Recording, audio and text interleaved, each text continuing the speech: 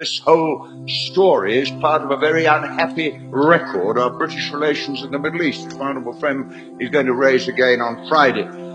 This Gulf War, looked at in the light of what we now know, was a war for profit, a war for oil, and a war for the control of the area. And now we are suddenly told that ministers who protested so vigorously about their defence of democracy and human rights were selling weapons to Saddam Hussein.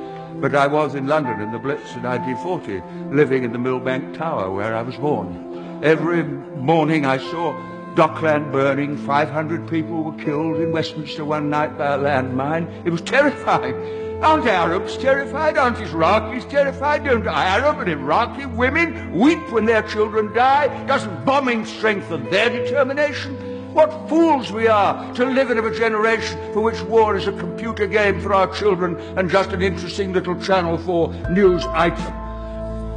September the 11th was a dreadful event. 8,000 deaths in Afghanistan brought back none of those who died in the World Trade Center. Thousands more deaths in Iraq will not make things right. It will set off a spiral of conflict, of hate, of misery, of desperation that will fuel the wars, the conflict, the terrorism, the depression and the misery of future generations. Many of us have been utterly consistent about the bombing of Libya. This is not a solution. It's not the right thing to do. It's not the right way forward.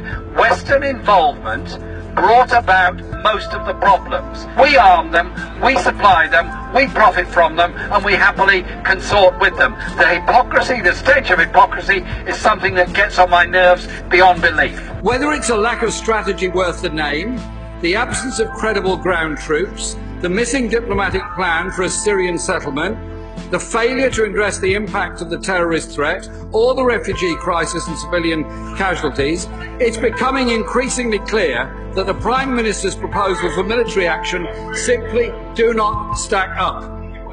Bombs exported from Britain are being dropped on Yemeni children by Saudi pilots trained by Britain. Isn't it about time this government suspended its arms sales to Saudi Arabia?